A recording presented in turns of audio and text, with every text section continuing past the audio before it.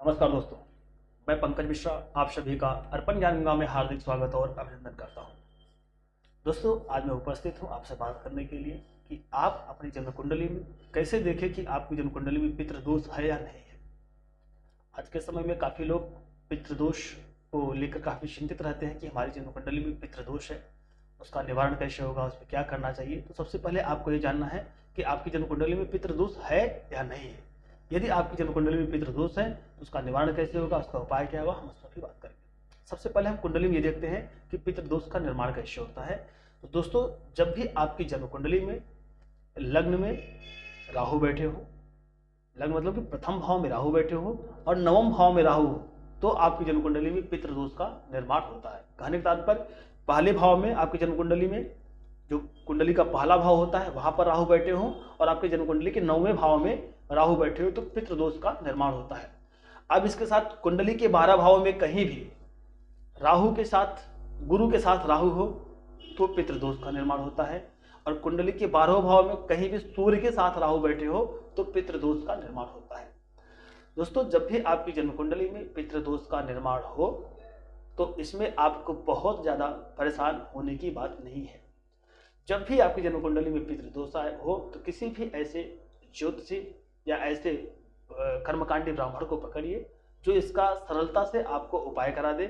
और यदि आप उपाय कराने के लिए सक्षम नहीं है तो उस स्थिति में आपको इतना ही ध्यान रखना है कि आपके दरवाजे पे जो भी वृद्ध याचक आए उनकी सेवा भाव करिए, जो भी आपसे बुजुर्ग है उनकी सेवा करिए, अपने गुरुओं की आप सेवा करिए, अपने बड़ों का मान सम्मान करिए, जो भी लोग आपसे बड़े हैं उनका मान सम्मान आदर करिए। पिता तुल्य है, दादा तुल्य है।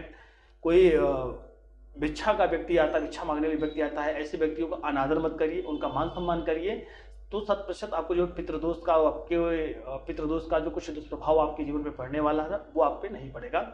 और फिर भी ये पितृदोष, जैसा मैं बोलता हूँ कि पितृदोष होना आपके प्रारब्ध पे निर्भर करता है। आपने अपने पूर्वजन्म में क्या किया हुआ था, क्यों आपकी पीढ़ी में, आपके परिवार में पितृदोष का निर्माण हुआ है, वो आपके प्रारब्ध पे निर्भर करता है। हाँ, लेकिन इस जन्म में, इस समय हम ऐसे कर्म करेंगे जिस कर्मों के द्वारा हम इस पितृदोष को समाप्त कर सकते हैं, इस पितृदोष के फल को हम कम कर सकते हैं।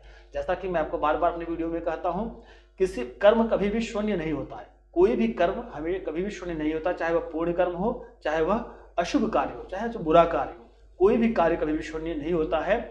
अच्छे कार्य करके बुरे कार्यों के फल को कम किया जाता है, निम्न किया जाता है, लेकिन उसको आप शून्य नहीं कर सकते। जो आपने कर्म किया है उसको फल आपको भुगतना पड़ेगा। तो यदि आपकी जन्म कुंडली में पितृदोष का निर्माण हुआ है, लग्न में राहु है, नवम भाव में राहु है, गुरु के साथ में राहु है, सूर्य के साथ में राहु बैठे हैं तो पितृदोष है।